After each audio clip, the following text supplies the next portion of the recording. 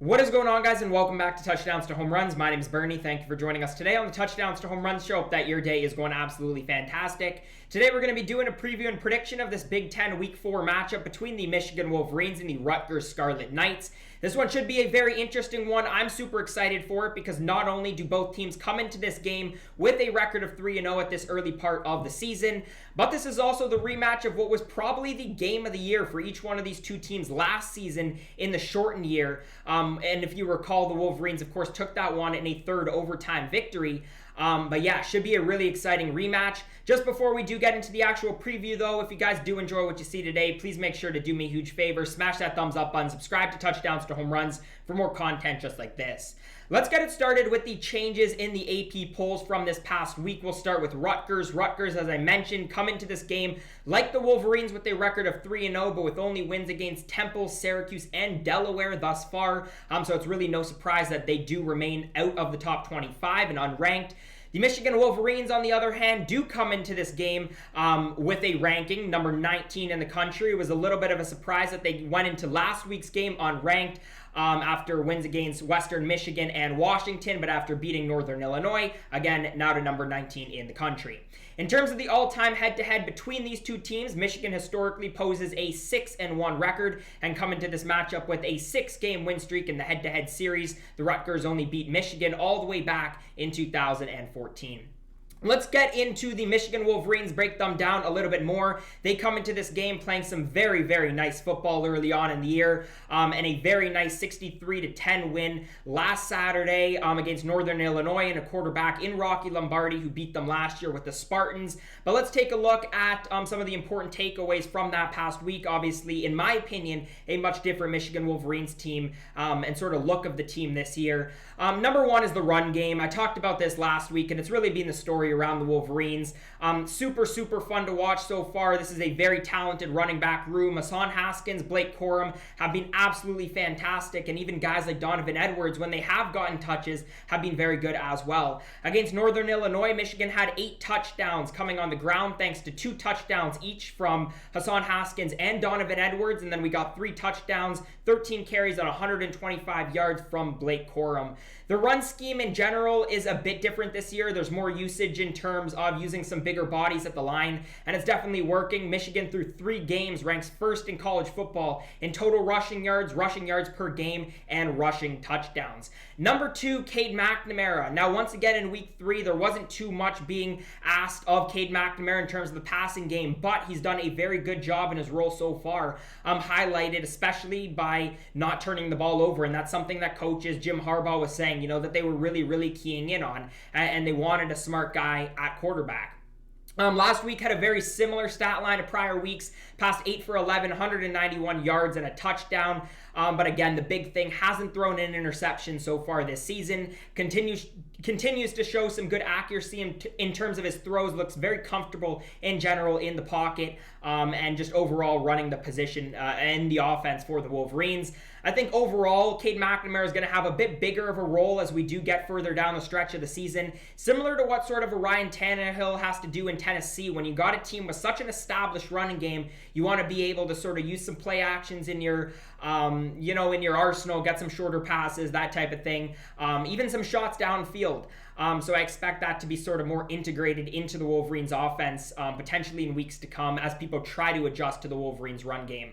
Number 3, before we flip to Rutgers, the new defense is shining. I talked about this a little bit in my post-game show in the matchup against the Huskies, but I was a little skeptical at the beginning of the year, having a new, young, less experienced defensive coordinator in Mike MacDonald. And, the Michigan Wolverines position, particularly taking over from Don Brown, in my opinion, was one of the trickiest positions to fill in all of college football. But I really think Mike MacDonald has done a phenomenal job so far this year. I've been impressed with some of the new looks that the Wolverines have been giving on defense, some softer coverages that have definitely been working, some good disguised plays.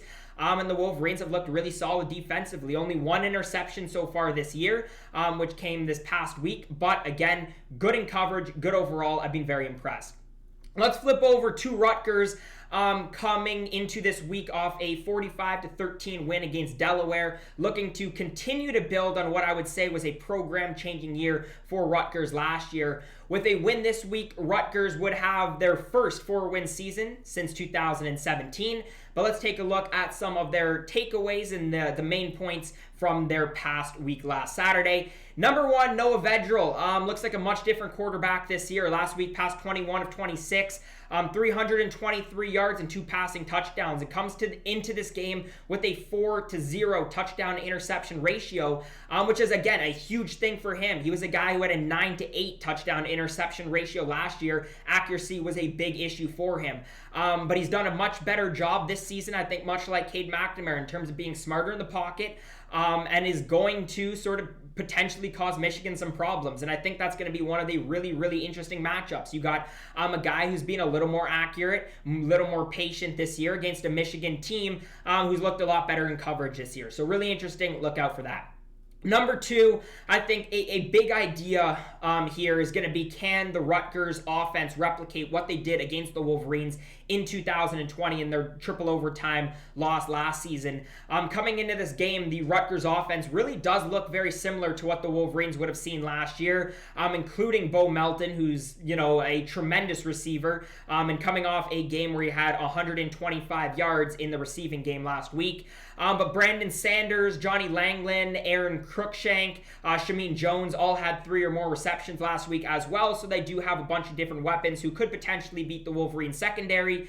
But I think the key guy for Rutgers this week against the Wolverines is going to be Isaiah Pacheco. Hasn't had a phenomenal start to the season. The Rutgers haven't been a heavy running team, but I do think you want to keep the Wolverines guessing just because of how solid they have been defensively so far.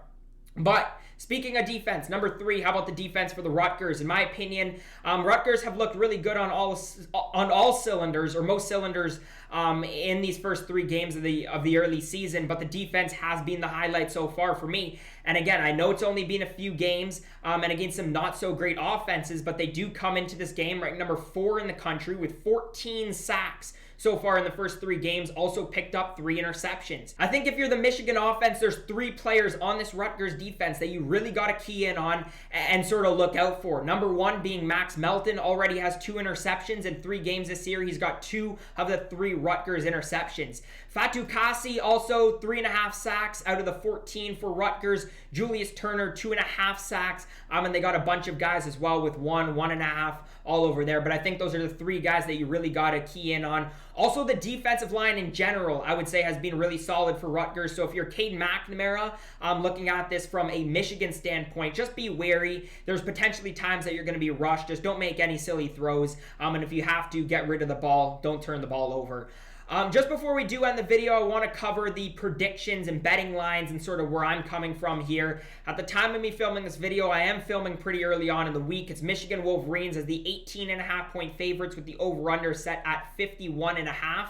Here's where I'm coming from, though. I'm a big fan of both defenses. I love Michigan's new looks, as I was describing before. And although Rutgers, I think, hasn't necessarily been tested on defense, they've looked very solid, too. I think Michigan's run game, though, in general, is super tough to challenge for really anybody in football. And I like Michigan, for that reason, to still be able to put up points. So I'd put the score somewhere around 35-17 for the Wolverines, which means that the Rutgers barely cover the spread. So I'll take Rutgers plus 18.5 and take the over 51.5 points as well. But anyways, guys, if you did make it to this point in the video, thank you so much for watching. Let me know your thoughts, comments, and predictions on anything that I talked about today, and also just your predictions on the score and who do you guys think is going to win this week's matchup. If you guys did enjoy today's video, though, please make sure to do me a huge favor. Smash that thumbs up button, subscribe to Touchdowns to Home Runs for more content just like this. As always, guys, thank you so much for watching, and I hope to see you guys again next time.